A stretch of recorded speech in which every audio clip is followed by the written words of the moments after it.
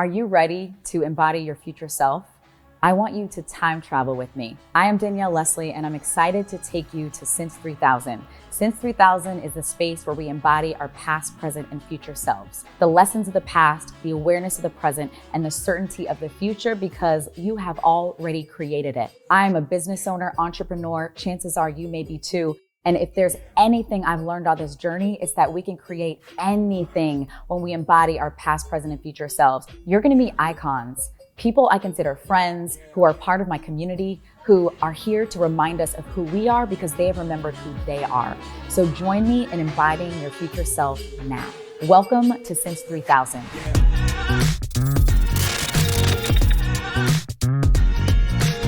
I'm so excited to bring you today's episode, but before we do, I need to make sure you've heard about Member Up.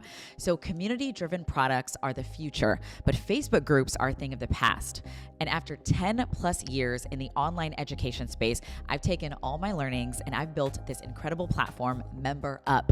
It's a customizable, easy to use, all-in-one platform where you can build a premium course, community, or membership site without the tech headache. Gone are the days of having to duct tape together your content, your community, your payments, all on different platforms. I want you to do me a favor, do yourself a favor, and head over right now to memberup.com/Danielle. And you can get started for free today. I promise you, I can't wait for you to see this platform. It's beautiful. Okay, the design is amazing. Your community is going to feel at home here, and you are going to take pride in your online business. It is the place to start. Head over to memberup.com/Danielle. Now let's get into the episode. I want to talk about masculine and feminine energy.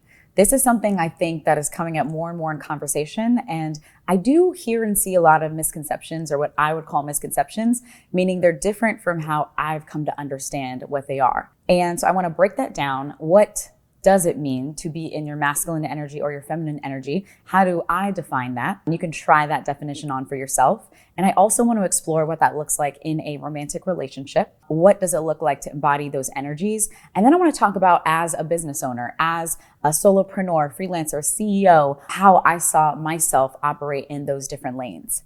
So let's start with the place I learned about the definition of what I now relate to as masculine and feminine energy. And it was The Way of the Superior Man by David Data. And I first read the book a decade ago, and I was in a different time in my life. And I remember kind of like pushing away a lot of the things he said. What I ended up hearing from the text was him associating masculine energy straight to the stereotypical heteronormative male archetype, and the feminine energy to the stereotypical, what we call a woman gender in society. And I was like, because I was like, I don't buy into these stereotypes. This ain't talking about me. It's not talking to me. And so it wasn't until a decade later, so in the last year, I re-listened to the book, and it really spoke to me in a completely different way. I was able to release all of those things I thought I was reading and seeing in his text. So how I define masculine energy is, it is about being structured, predictable. It is the guardrails that keep us moving forward, going to a certain destination. When someone is operating in their masculine, it is all about penetrating the world, and you could read into that as a double entendre, but it's about penetrating the world with their mission. What comes first is the calling, the mission they came on this planet to give to the world, right? And that's why we think about spreading of the seed. And it could be a literal spreading of the seed in, sexual intercourse. And it can also mean the figurative spreading of the seed of your vision, your ideas, your dream. So when you're operating in your masculine energy, that is your number one priority. And then we have feminine energy. And how I define that is, you are free. You are just moving and grooving. You are inspired. You're moving in inspired motion, and you are in a receiving state. So I got to watch like a mini documentary on the yin and yang, and I never knew that the yin represents feminine or receiving energy, and the yang represents the masculine, that force energy that is like, let's go, let's create. And it is about like, this is the plan. Let's move forward. Let's get it. So what I found is that as I was building this business, I was operating a lot in this masculine energy because of how I grew up. And I think about this world I was born into, being born in the States, being first generation, and it was all about working hard. It was all about working this 9-to-5 job. And shout out to Kate Northrup with the book Do Less. If you haven't read it, highly recommend you read it. But in Do Less, she talks about how the workday was built around the biology of a male, which is testosterone driven, which means that they're on a cycle that is renewed every 24 hours. So that means when you wake up in the morning, you might be like slow to rise for like an hour or two. And then from 9 to 5, you like going, you on. You might have a little bit of a slump around 3 p.m. And then in the evening, you wind down. That is the testosterone driven. So on a biological level, if you are biologically, the male with the testosterone, then that is what your cycle looks like on a day-to-day basis. And if you think about it, our workday was designed around that.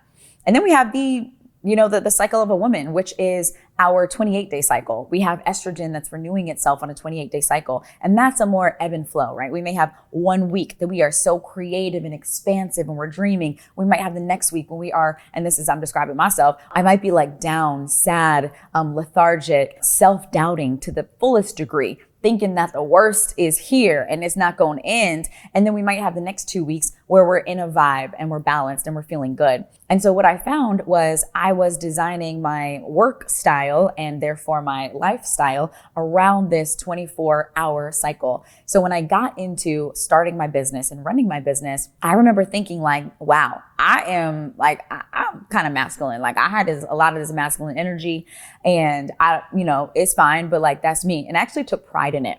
And I was like, yeah, I got that masculine energy. What? Because I was like, I hustle, I grind. I'm working all these hours. Boop, boop, boop. We hitting these numbers. We hitting these goals. And I remember one day when my partner at the time said, oh, that's strange. I find you very feminine. And that was the first time I heard someone tell me that. And at the moment, I didn't really know what that meant because through his eyes, I appeared as very feminine, but I didn't know what that meant yet. And so language now around it, I realized like, girl, you've been feminine. Like I am very free spirited, very like, let's express ourselves, let's create. And then what I would fall into was this default mode of what I thought I needed to embody to be successful, which was this masculine energy. Before I get to where I am now and what I would have you look at in your life, I want to shift and talk about the context of romantic relationships. We got our business relationships, our relationship with our business and how we operate there. And then we have the thing we are all looking to grow, to seek, to embody, which is love. So with romantic relationships, I recently realized that I was dreaming up my ideal partner.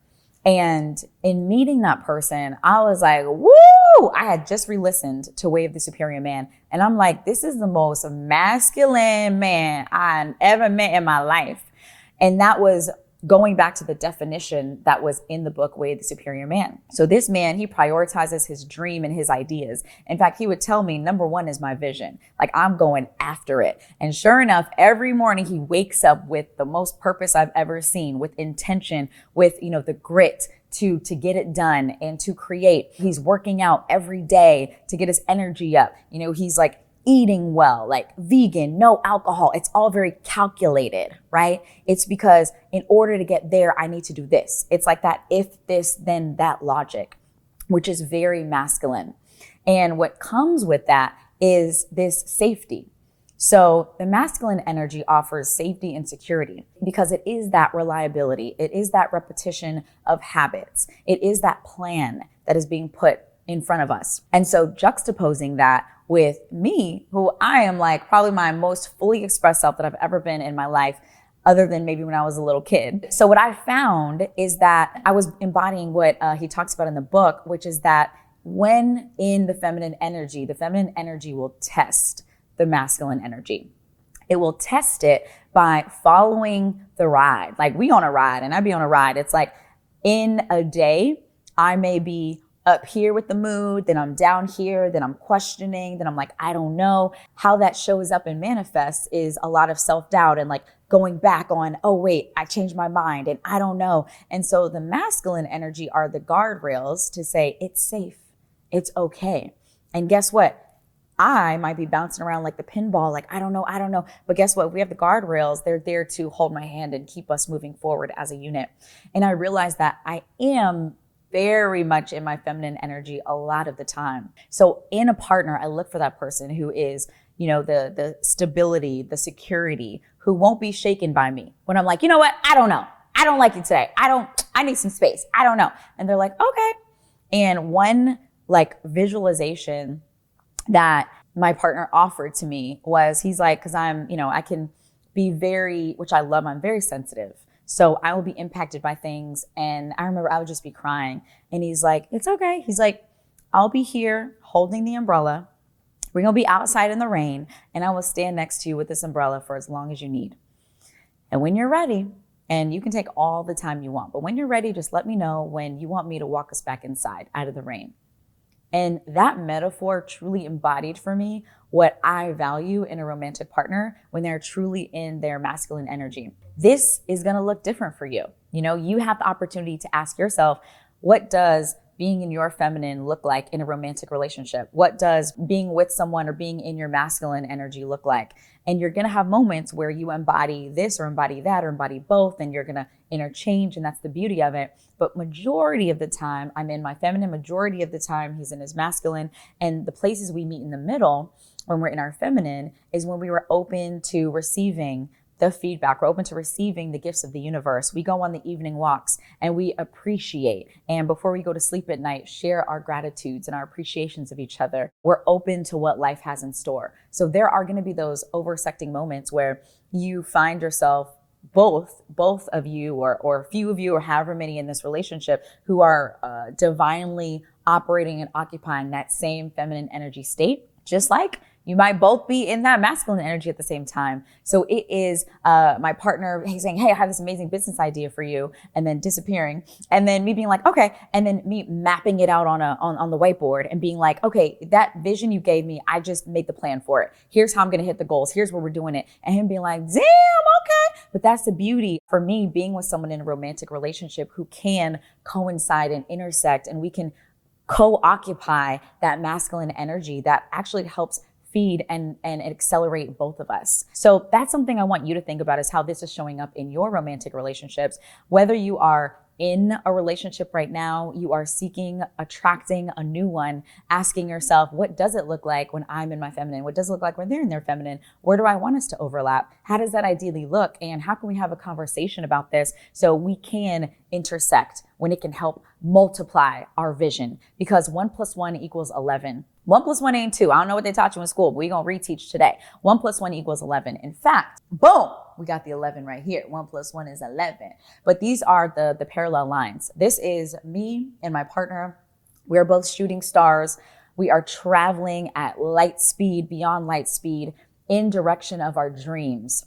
So when I say that I'm in my masculine energy, it is that I have dreams that are larger than this world, this 3D world, and I'm in like strong pursuit of them. Whether it's me being fully self-expressed, that's a dream. I'm in full pursuit of that, whatever he's in pursuit of. And we're traveling at the speed of light, and we are amplifying each other's missions because we're able to meet each other where we are in the masculine and feminine. We're able to support each other. He gives the guardrails when I'm like bouncing off and I'm like, I don't know. He's like, baby, you got it. You good. So for you to ask yourself, what does that look like? 1 + 1 = 11, or however, whatever math you want to do in your life and in your romantic relationship, in your friendships, the people you surround yourself by. What does that 1 + 1 = 11 look like? What is you in your friendships and on your team? What does that look like for you all to intersect and embody those different energies where it serves the whole being, that whole like third entity that you're co-creating? Hey, this is Danielle Leslie, and I have a question for you. If you are a creative entrepreneur and your business is unique, why are you working with a generic accountant? One of the best decisions I made was who I would partner with on my taxes and my accounting. So if you're a creative entrepreneur, you are growing your business, you're scaling your business, I want to introduce you to Revel. Revel is a firm that can help you whether you're looking to prepare your taxes or you're looking for that year-round support. They will tell you what's happening in your business and why. So if you're tired of being ignored, talked down to, or feeling like you are chasing around your accountant and needing to drive the relationship you're yourself, it's time for a change. Head over to revelcpa.com, revelcpa.com. Head on over, fill out their interest form, and make sure you look into working with them. Again, that is revelcpa.com, revelcpa.com. We all deserve the right firm to partner with. It's been proven that procrastination can be one of our biggest enemies to success. Now, contrary to belief, procrastination is not based on a lack of time management or organizational skills. Procrastination is directly linked to our emotions. Now, the reason I know this is because of Patty Johnston.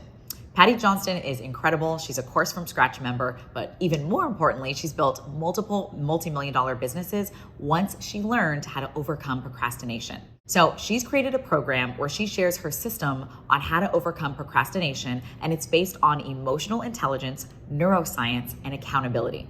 She's gonna show you step-by-step how to overcome negative feelings so you can start taking action and start seeing a difference from day one. So text this number right now to schedule an appointment with Patty and her team to see if this is right for you and what steps for you to take to overcome your procrastination.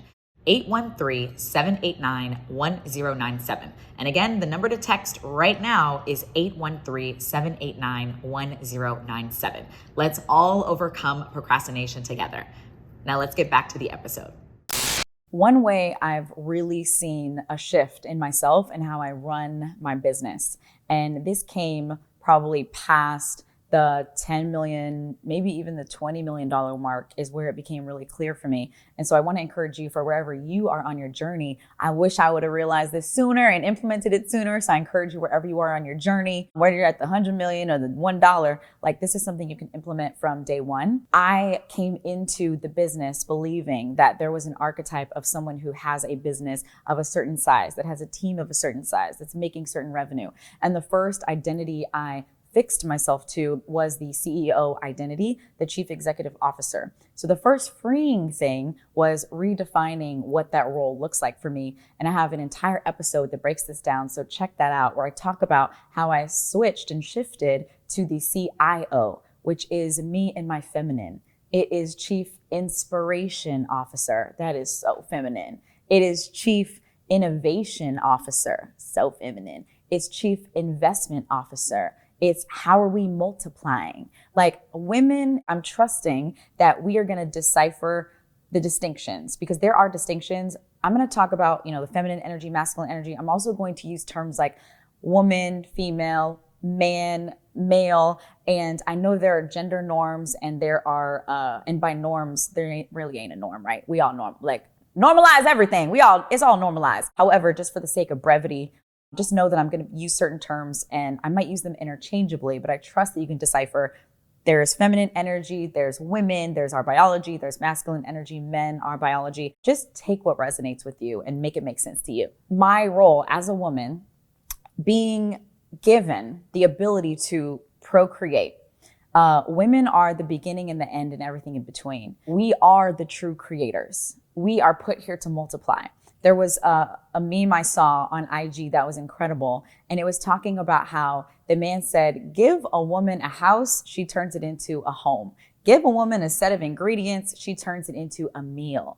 And what they were saying in that is, give a woman a seed and she will multiply it. So when you think about investment, I think we can often confuse investment and limit it and stifle it by thinking it's a masculine practice and a masculine skill.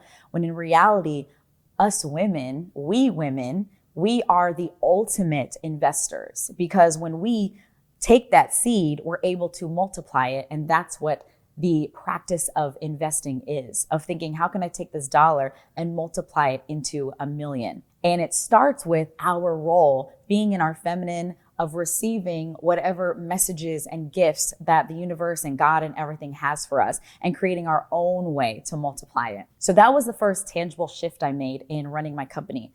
And the way it shows up in our meetings is, we will be in the meeting and I will share how I messed up. I'd be like, hey y'all, so I thought that we were supposed to do the launch this way, and I will be the first to admit that I was wrong. And this was another way to do it. That's me being in my truth and being vulnerable, and knowing that me sharing my truth doesn't make me look less than or weak or less of the authority. It doesn't make me look like, less masculine in that I don't know the way. I don't know the roadmap. I don't know how we're going to be stable. I don't know the next decision, because that's very masculine. You know what's coming next.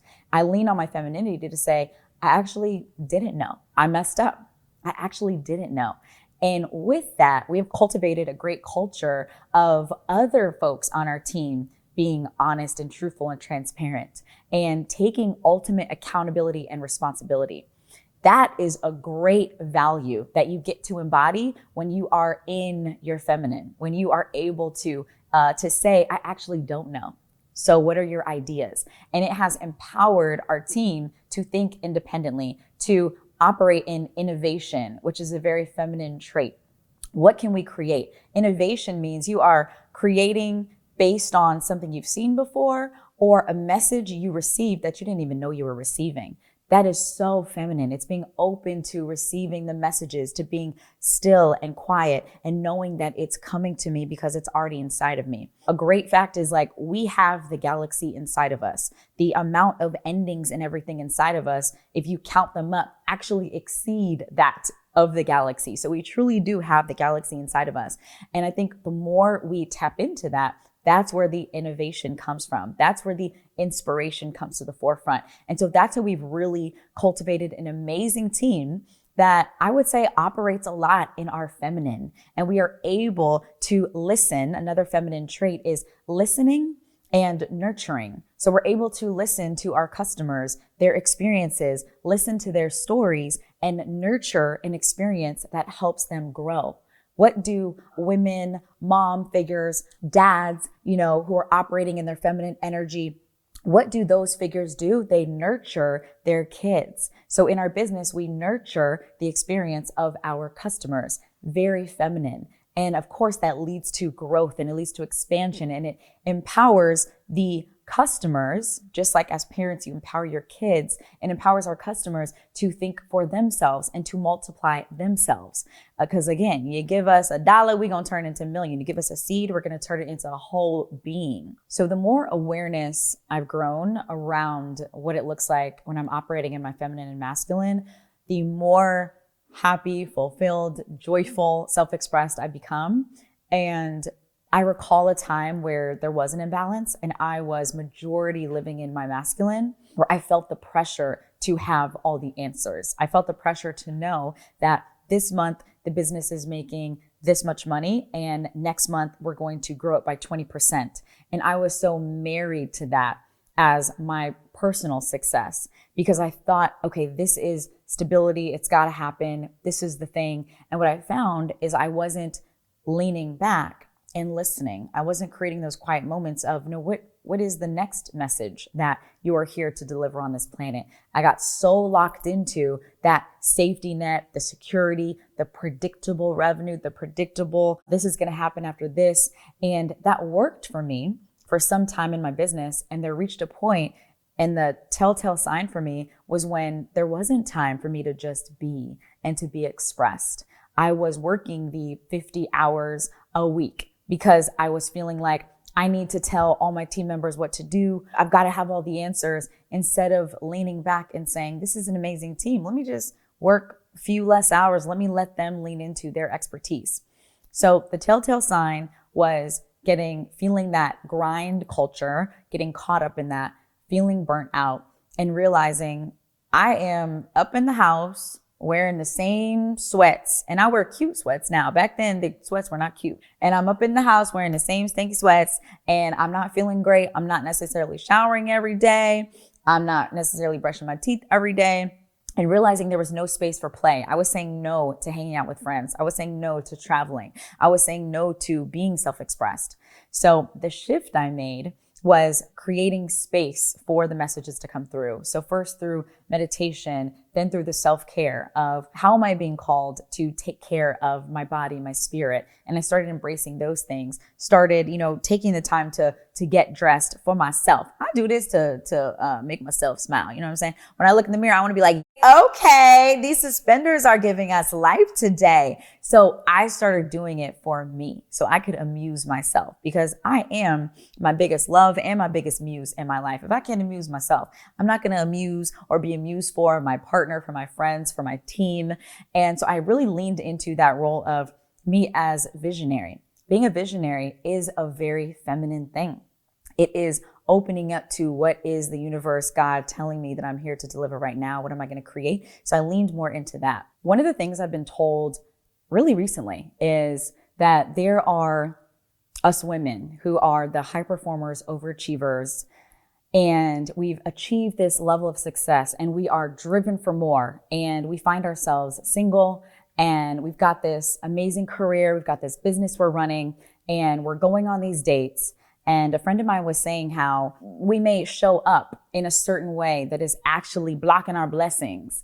And so I just want to share how I show up on dates in case it's helpful for you. I realized it truly is me being in my full femininity. So I have no guardrail, like no blocks, no nothing. So on a first date, I am meeting you for the first time and I am telling you all my business. Like I am super open, right? A very feminine trait is being open. I don't worry about the judgment or anything, but I'm excited to tell you I had this experience. This is how this went for me. I've had this experience with psychedelics. I was in this kind of relationship and here's what I learned about myself in this relationship. What I noticed is by me being super open, which is a feminine trait, is it invites them to be open.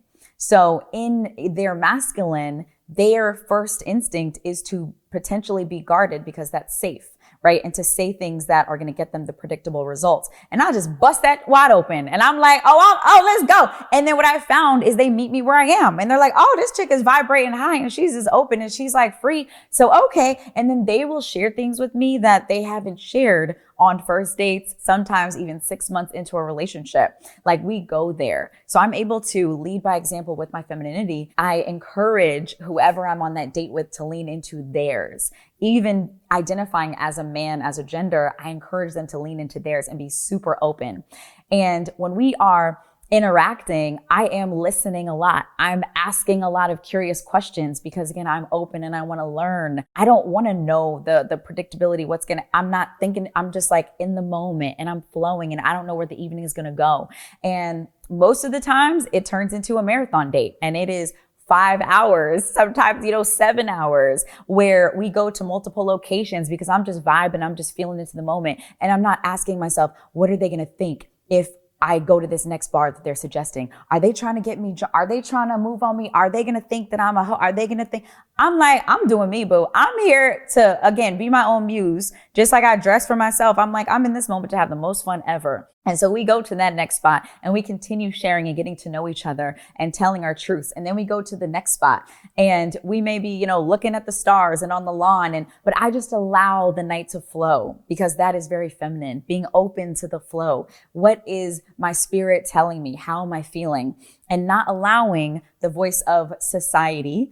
This is what you should do on a first date. This is how you should show up. You should wear something very conservative and you should hold back a little bit to keep them guessing. Listen, the more I share, the more intrigued they be. Okay. Like the more they like, oh, this thing is interesting. Like, tell me more. I want to learn more. Like, that's been my experience. And again, it's for my own fun. Like, I'm not going to be on a date just like holding myself back because I'm like, that's not fun for me to just say the calculated things.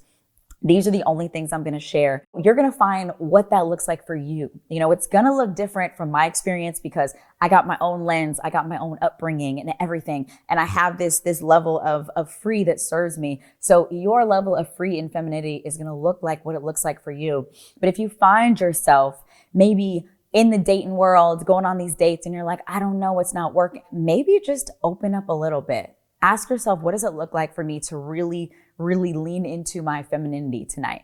To when he flirts with me, if he's giving me a good vibe or she's giving or they giving me a good vibe, that I'm like not thinking like, why are they, I don't know. But if I'm feeling it and they flirt with me, I flirt back and I lean into it and I'm like, okay. And I make them laugh. Like, what does that look like? Because what I found is when you come up here, when you're on that date and you attract that person who has the capability, the capacity to vibrate where you are, then they're going to rise to that vibration. And then you're going to keep rising and they're going to keep rising. And the other alternative is we're here and I'm like, I'm not budging. I'm not showing them a goodie. I'm not telling them my life. I'm not sharing the vulnerabilities. Nope. And then it's like, oh, and they're like, well, let me pull back a little bit more. And you're like, well, I'm not feeling, nope, they're kind of cold. And then it's like this. So ask yourself, if you're in this journey, what does that look like? And if you're in a relationship, ask yourself, what does that look like to date my partner, to be in my femininity or in my masculine? What I love being on these dates is having the other person be in their masculine looks like them speaking passionately about their dreams and their goals. And then me being in my femininity, asking them, tell me more about that. What makes you so inspired to do that? Where did that come from? What's your relationship like with your parents? And how did that shape who you are? What was your most difficult moment when you were 5 years old? What did that version of you look like?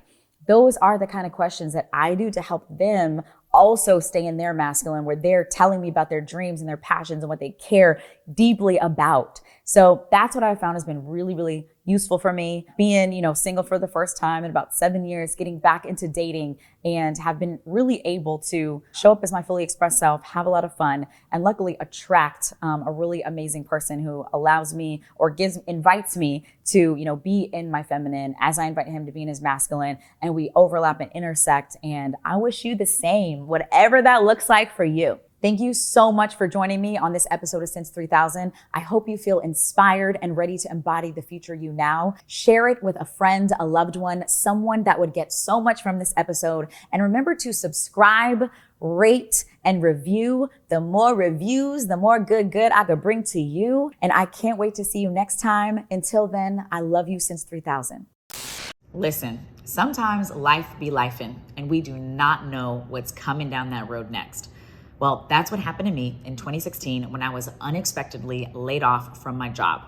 And I was 6 figures in student loan debt. I had no savings, and I didn't know what was going to happen next. Now, luckily, I had this little voice inside of me at that time that I couldn't ignore, and it was telling me to take the leap.